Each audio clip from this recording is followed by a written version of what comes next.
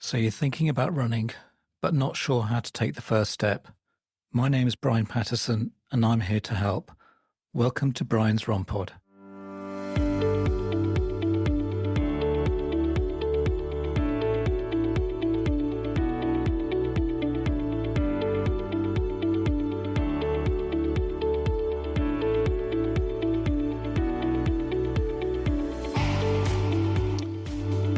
Well, welcome back to Brian's RunPod, and I'm your host, Brian Patterson. And well, in today's episode, we're talking about two titans in the running watch arena.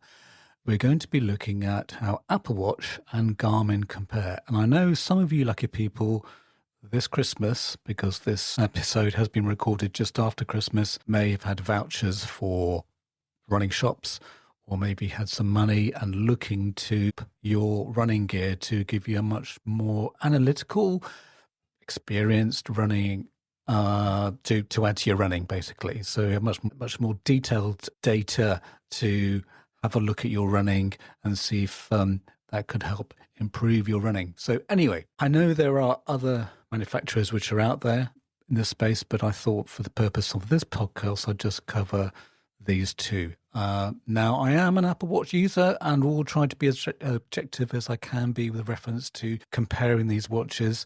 But I do see some of my friends that are runners, I do see the Garmin on their wrists. So it could only be fair just to see how this compares to the watch that I have and see what are the pros and cons for each of these manufacturers. Now, first of all, let's look at the smartwatch versus the running watch. I just want to say, first of all, that basically what we're going to do is we'll kind of have an overview of how the smartwatch versus with the running watch. We'll also be looking at the design, health and fitness, battery life, running and athletics, GPS accuracy, and music integration, plus also, what's the future of running tech? So, because obviously this space will be evolving, as will people be wanting more demands on it. And also technology is evolving, already, we're looking at talking about artificial intelligence and how that can be incorporated into the sort of the technology we're wearing. Anyway, let's get into it. So the fundamental difference between smartwatches and running watches, I know it seems a bit obvious, lies in its primary focus and intended use. So smartwatches like the Apple Watch are designed as a tool for everyday life, so offering a wide range of features beyond fitness tracking. They're easily miniature computers which are on your wrist. It's just amazing. I just sort of blows my mind that 10 years ago, the technology which is on my wrist just probably didn't exist. So I remember using the Nike app when I first had my iPhone, and I thought that was amazing that you could track your runs that way. So they typically have features that have the ability to make calls, send messages, voice assistants, access music, and make payments. They include fitness tracking capabilities as well. So it's not their primary focus. The fitness tracking features may not be as detailed as integrated as those found in dedicated running watches. So smartwatches such as the Apple Watch offer a seamless user experience and visually, whereas the running watches like those of the Garmin are primarily designed for tracking and analyzing fitness activities with a particular focus on running. So they offer an in-depth analysis of runs with training insights like training effect, workout load, VO2 max estimates, recovery time recommendations, and also performance condition. Now, running watches prioritize the accurate data collection because obviously that's what they're designed for, and they provide advanced training metrics and feedback, and designed to be durable, functional and demanding conditions, often with physical buttons for ease of operation during workouts. So I tend to see this with a lot of people who are doing ultras. They're ideal. Especially Garmin is quite dominant within that space. So while running watches have added some smart watch features like notifications and music, their core strength is basically fitness and training. In essence, the smartwatches are general purpose devices, as I've said, with fitness tracking as a secondary function, although I know Apple, since they've launched the Apple Watch, have tried to make this as not just a secondary function, but pretty much on equal with all the other functions that they have. While the running watches are specialized tools focused on in-depth fitness data and training analysis. Now, let's sort of go into detail about the Apple Watch. So, Apple Watch specifically for runners, running metrics. Now, the Apple's running mode often features such as automatic running track detection, tools for building interval sessions, pace matching for previous routes, and metrics like vertical oscillation and ground contact time. And you can customize your runs with metrics such as pace, distance, running, power, cadence, stride length, and ground contact time. I know recently when they had that, I don't think it was last year, it may have been the year before, where they had that massive update for runners. And I thought it was brilliant because they didn't have the interval training. You had to get a third-party app. Like, for instance, Runkeeper. I used to use Runkeeper, which is brilliant for creating your own intervals. And also, if you downloaded one of their training plans, it did that automatically for you. Design and display. Apple Watches have a clean design with a premium materials with sharp display. The watch's sizes range from 40 millimeters to 49 millimeters, and the touchscreen interface is responsive. They have third-party apps. The Apple Watches benefits from a wide range of native and third-party apps via the iOS App Store. And also they have a conference, the Worldwide Developer Conference, which is designed to give what are called APIs or code to help developers develop these apps for not just the phone, but also for the Apple Watch itself. Smartwatch features. The Apple Watch may have smart features that are useful in daily life, such as the ability to make calls, obviously, send messages, use voice assistants, access payment and access music, and also make payments, as we said before. Safety features, something they'd use big in their advertising. The Apple Watch offers safety features such as emergency SOS, fall detection, car crash detection, and obviously the music integration. So if you get one of the cellular Apple Watches, you can access all your music all the time, any time of the day. And so you don't have to have your phone with you. And it's something I use quite a lot. And also that's the same for podcasts as well, if you're a podcast listener. Now, the limitations are, now it's less detailed in native tracking. While fitness tracking has improved with each iOS upgrade, it's not as specific, detailed, or as integrated as you'd find in other Garmin watches. Navigation tools sit outside the running app, and to match Garmin's capabilities, you often need to add third-party apps such as Komoot, Rungo, or Footpath for route planning. And the mapping and navigation tools are not as comprehensive as those found in the Garmin watches. Training feedback. The native running app lacks training feedback features such as detailed breakdowns for training effects, time spent in anaerobic or aerobic zones, training load, recovery time recommendations, which are standard on the Garmin watches. Now, the Apple Watch also does not offer daily readiness scores, although I think in the recent update, it has offered the sort of like a training load figure as to how hard you were going for a particular workout. So let's say, for instance, if I do a long run and I was doing an easy long run, then it may give me a particular score. Battery life compared to Garmin, it's not as good. I think because of the other features it has compared to the Garmin, but the battery life in the Apple Watch is pretty much limited compared to other Garmin watches. Even the longer-lasting Apple Watch Ultra 2 needs charging every 2 to 3 days with regular use and training. The Series 9 has a claimed battery life up to 18 hours, while the Ultra 2 can last for 36 hours.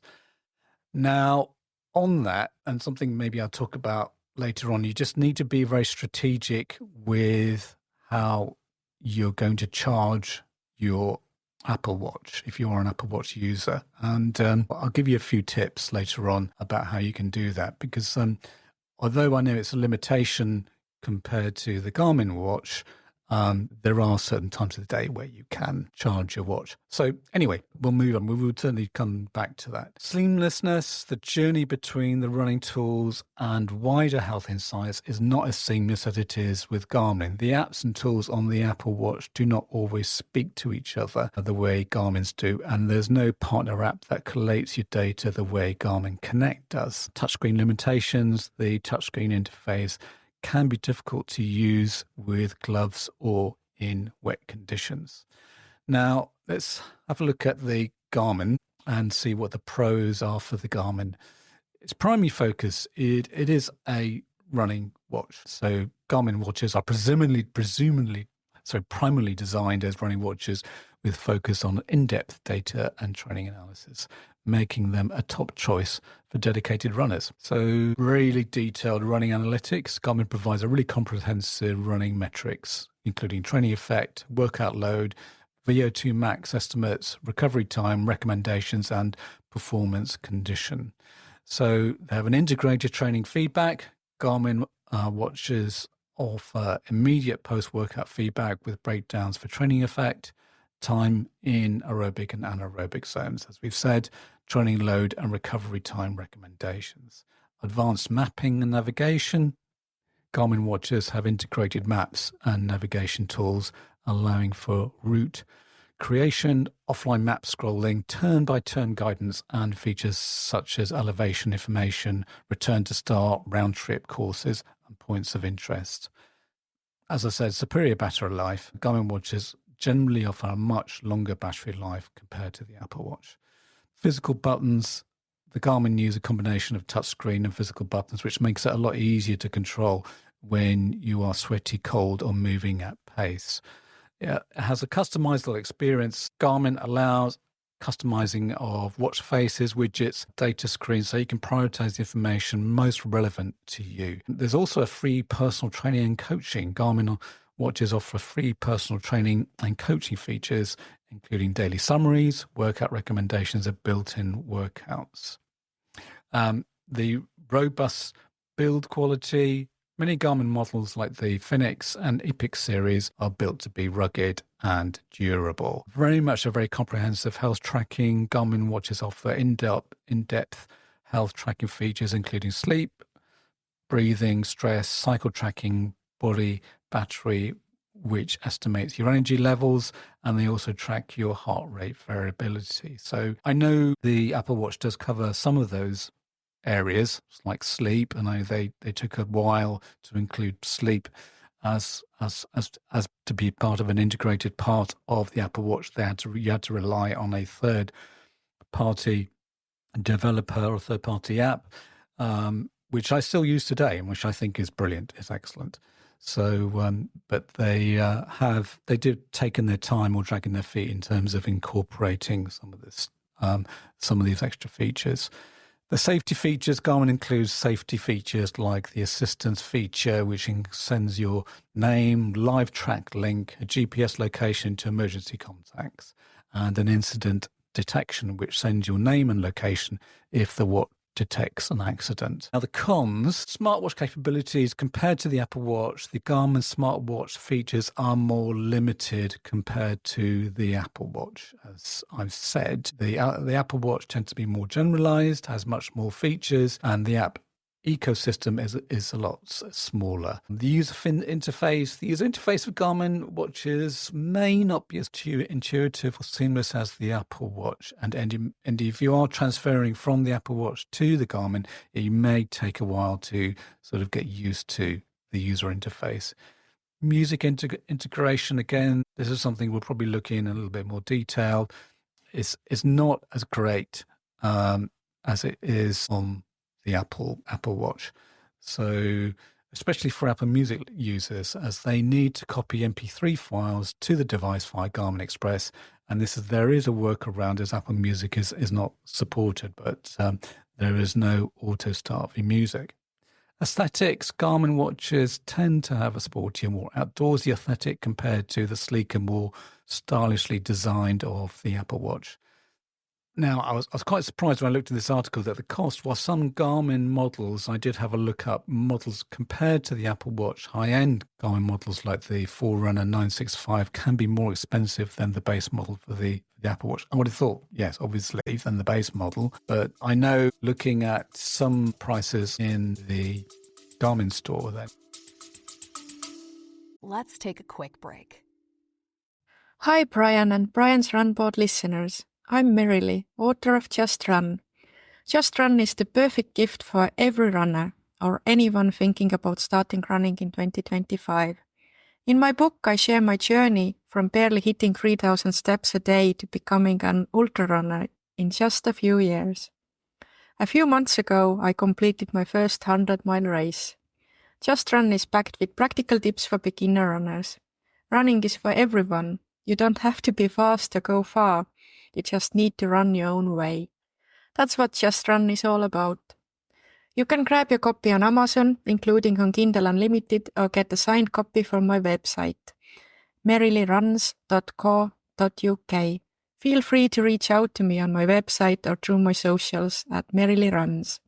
Hey, this is Andrea, popping up from Sydney, Australia to say hello and to thank Brian for creating a forum which is so beneficial for those of us who are seeking a richer experience of running. If you're like me, you probably run for a host of reasons.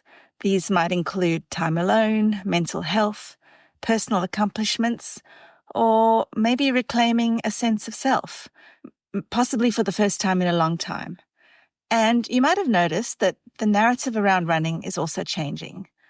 Until recent years, you probably mostly heard it talked about through the lens of metrics. Things like getting faster, getting stronger, getting thinner, getting better, getting a spot on the podium. But thanks to voices like Brian's, more and more we're starting to think about running as a means to becoming a better person, to enjoying the morning, to achieving a fundraising goal, or maybe just making yourself proud.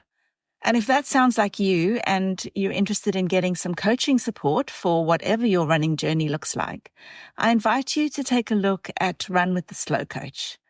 I host a global coaching community for older, slower, bigger, injured, and back-of-the-pack runners. I'm fully accredited through Athletics Australia. I'm endorsed by the Australian Trail and Ultra Runners Association. And in 2023, I won a local business award for the most outstanding fitness service.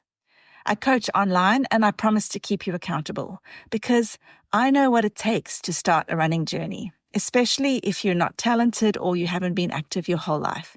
And I believe that runners like us deserve all the science, all the rigor, all the empathy, and especially all the support to safely progress to whatever your finish line looks like. And I'm really here for that. So find out more by following me on socials at Run with the Slow Coach or visit runwiththeslowcoach.com. I really am passionate about the life-changing benefits of being active. And I'm grateful to Brian for everything he does in this space. And now, back to you. Thanks so much. They do sort of range from 300 to 500 pounds. It depends on obviously how experienced you are, what kind of data you want to be doing, how often you're looking to run, how serious you are about running. It was saying also that it was less user-friendly, so Garmin devices may take more time to adjust, and there are some occasions where you might accidentally program features you did not intend to. The data integration limitations, integrating with third-party apps like Strava, is not as seamless as with the Apple Watch. The Garmin either imports all of your workouts to Strava or none, whereas Apple allows the user to select which workouts to import. Now, on that, whenever I go out for a run, I will use the integrated Apple app, the Workout Run app. So, and I can create my intervals or just go out for a run as per normal. But I find that what I'll do is I'll come back and then I'll see immediately on my phone, I use an app which helps me to export to either Strava or to Runkeeper. So because those are the two apps I like to log my data. So Strava, it's great for the community. I think maybe I've talked about this before on the podcast and sort of see people can see my runs. But as I may have said in the past, that Strava's not great at creating your intervals, whereas something like using the integrated Apple Watch app, the running app, you can create intervals, or I can use Runkeeper Pro, which will either you can create intervals or you can create the interval on the watch and then it would download it create the interval on the phone and it will download it and sync with the watch. So that's kind of my workflow in terms of going out for my run and how I log my run. Now, as promised, we're going to be looking at design and display, battery life, running analytics, health and fitness, and GPS accuracy. Also, the music integration, sort of comparison between the two watches. And last but not least, we will be looking at the future of running tech. Design and display. So the shape of the Apple Watches have square screens and slick cases, while the Garmin watches have round designs associated with sports watches.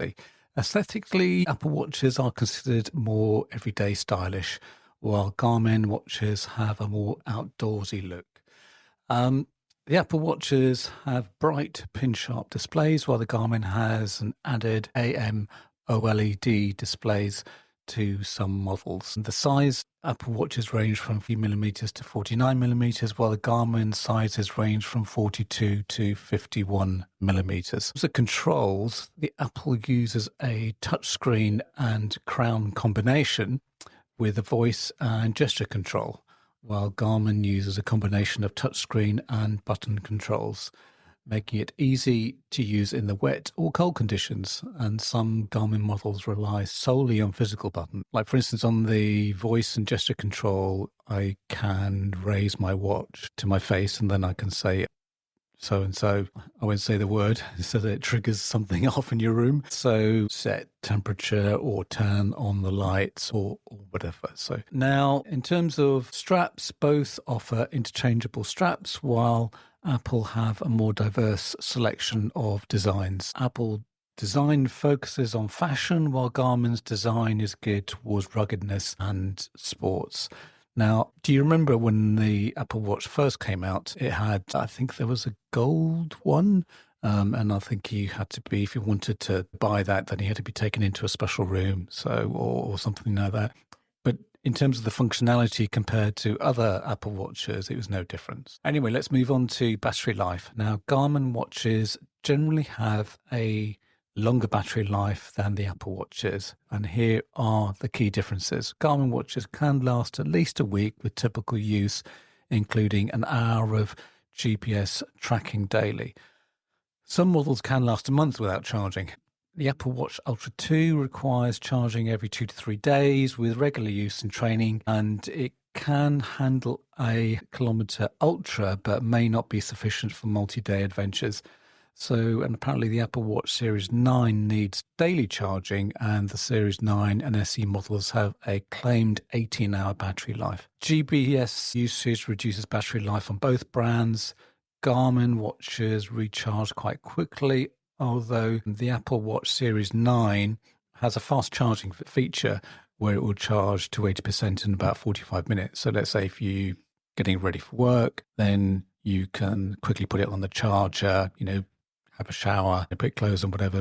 And then by the time you've had your breakfast and whatever, then you'll be ready to charge by 80%. Some Garmin models offer solar charging, which slows battery drain and extends runtime. And Garmin watches are known for their longer battery life compared to Apple watches, making them a better choice for extended use without frequent charging, especially for longer runs or multi-day adventures. So while Apple has improved the battery life, it still requires more frequent charging than Garmin.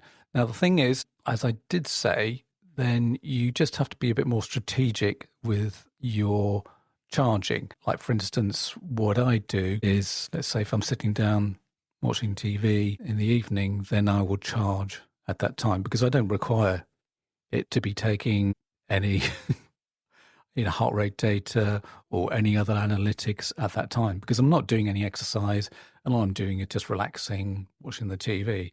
So and also one of the apps that I use, which is a sleep tracking app, they actually have a feature as part of the sleep tracking app where it will select a time to remind you to charge your watch before you go to sleep. And that's worked for me. And so I don't see it really being an issue. There are workarounds. I realize that Garmin, can, let's say, I think, keep charged for, maybe 4 or 5 days. But as long as you're very strategic with your Apple Watch, then I don't really see it being a massive problem. So running analytics and training feedback. Now, when it comes to running analytics, again, Garmin offers a greater depth and breadth of data compared to the Apple Watch, because Garmin is really focused to those who are going to be taking their exercise really seriously.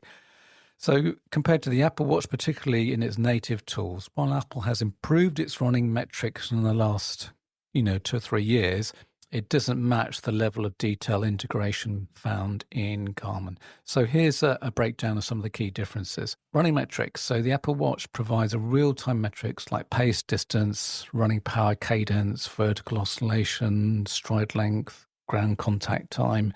So, and Apple's running mode also includes features as automatic running track detection, interval session builder tools, and pace matching for previous routes.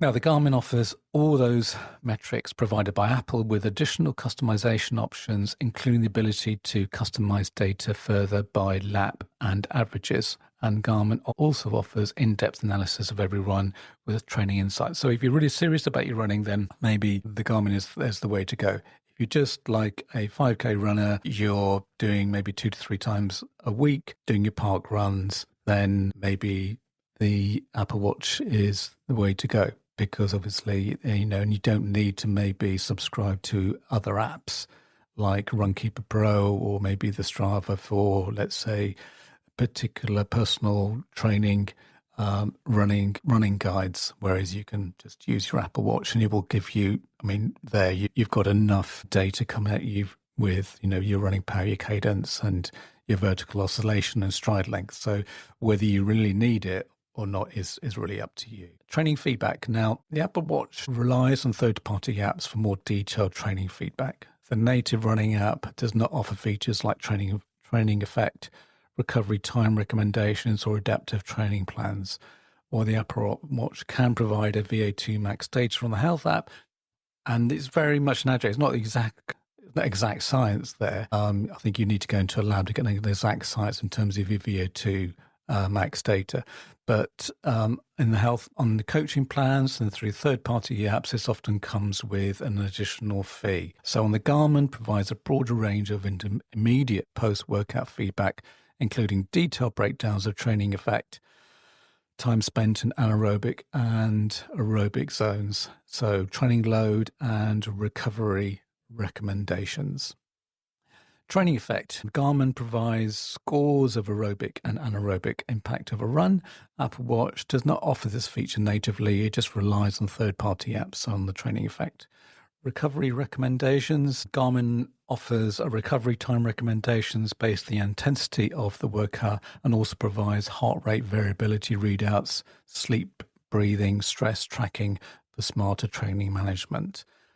Apple Watch does not provide recovery recommendations in the running app natively, although it does track sleep and heart health and offers menstrual cycle tracking, breathing and blood oxygen, which are sort of outside of the actual running app. But it does offer those. And like I said, I do use a third-party app for my sleep, which I've been using for quite a number of years and really provides excellent data to, if you wanted to know as to, how's your sleep, how deep we're sleeping, how often in the night were you waking up, that kind of thing. So, but the Apple Watch does have its own app for that. Training plans. Garmin offers adaptive training plans through Garmin Coach based on the post-run data. Apple Watch relies on third-party apps for adaptive coaching plans and often at an additional fee. So the VO2 Max is a These are very much estimates and uses them for training recommendations. And Apple Watch provides VO2 max data as well through the Health app. Now, integration, the Garmin has a more integrated experience where data is seamlessly used to provide training insights and recommendations. The Garmin Connect app collates data for the user. The Apple Watch lacks a partner app that collates data the way Garmin Connect does, and the tools and apps don't always work together as seamlessly as they do in Garmin, although they do have the Health app, and it is getting better at looking at your data over a length of period, like the last 30 days, watching out for trends.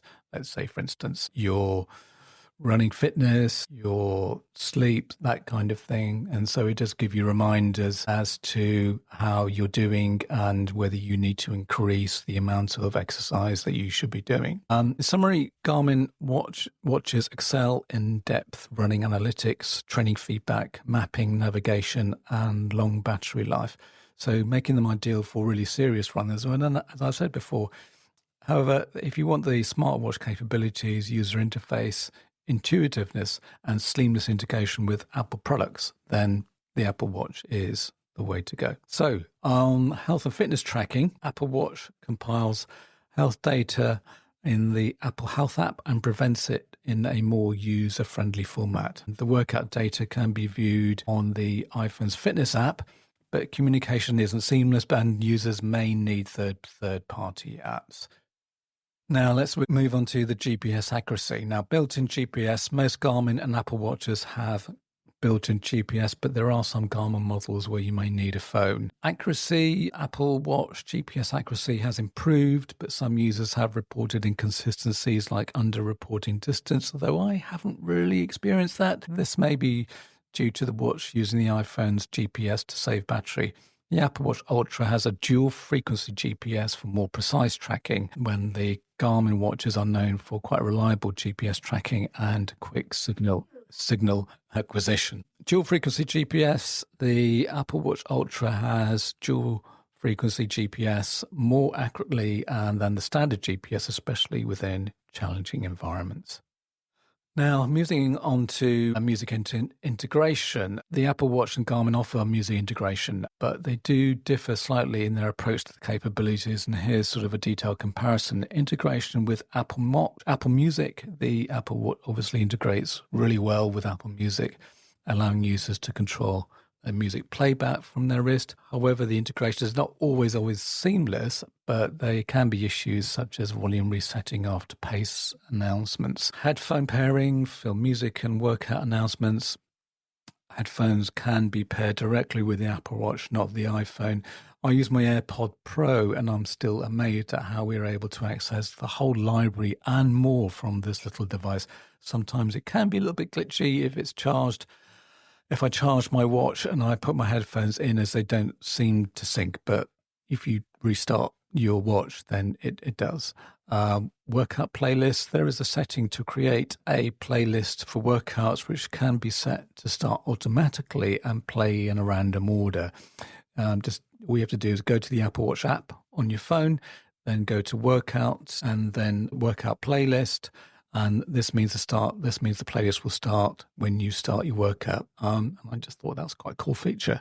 And I only just found out about that. So I've set that up already. On the Garmin music storage, Garmin watches allow users to store music directly on the device, enabling offline playback. Apple Music incompatibility. Unfortunately, Garmin does not directly support Apple Music. To listen to the music from Apple Music on a Garmin watch, users must use an old-school method of copying the MP3s to the device.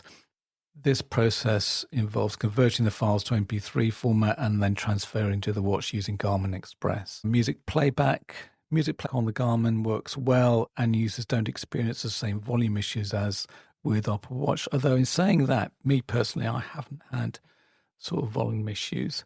So, however, the shuffle algorithm may not be as good as on the Apple Watch. Garmin watches support services like Spotify and Amazon Music and Deezer, but may require a premium subscription. So, in summary, I think the Apple Watch provides better integration for those who use Apple Music.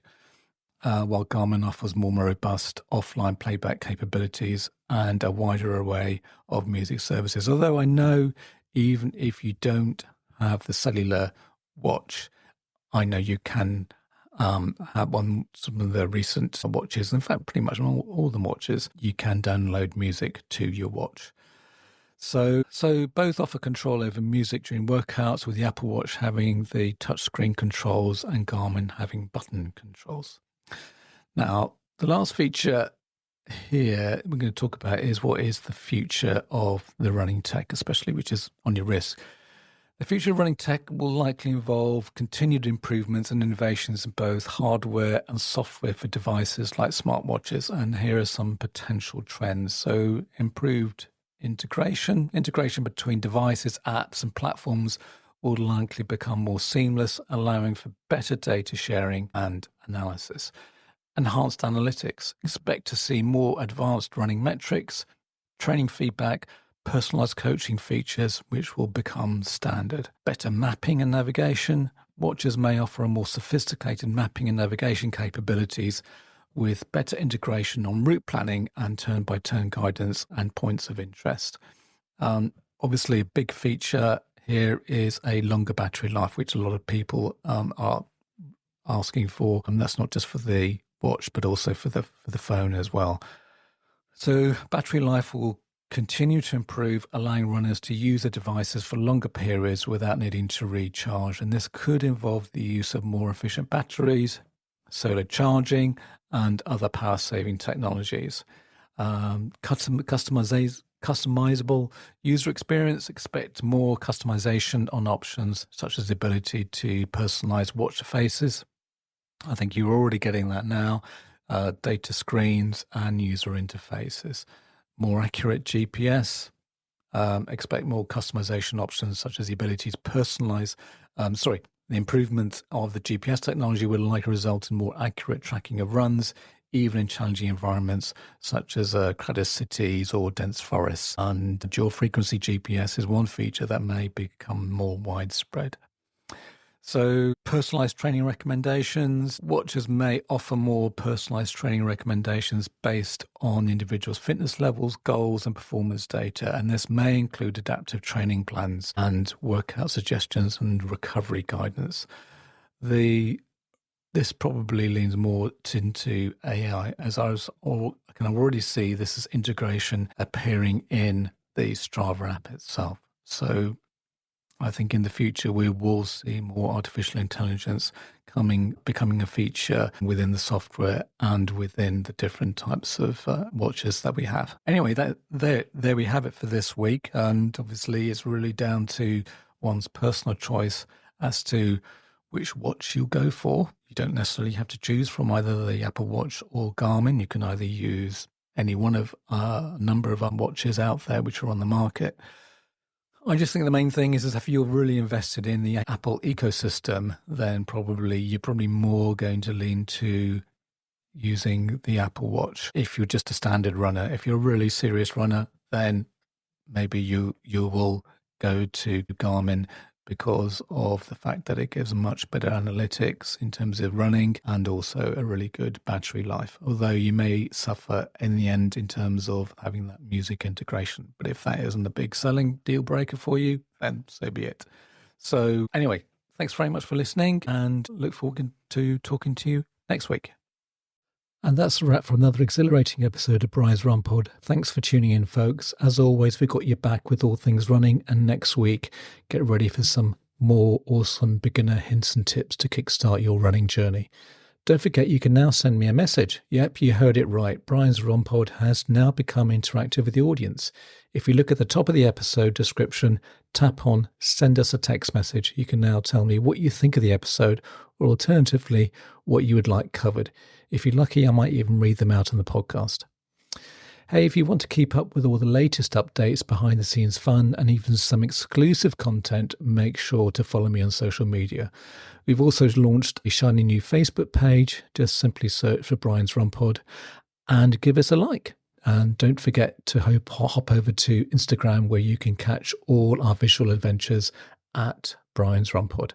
For those of you who love diving deep into the episodes, head over to our website, www.briansrunpod.co.uk, and there you'll find some detailed show notes and handy chapter markers, making it easy to navigate through your favourite discussions. Please leave a review, as it will help others find this podcast. Music is by Happy Day by Stock Audio, not forgetting artwork by Alice Patterson, and also thank you to my producer, Anna Patterson. So till next week, thanks again for listening.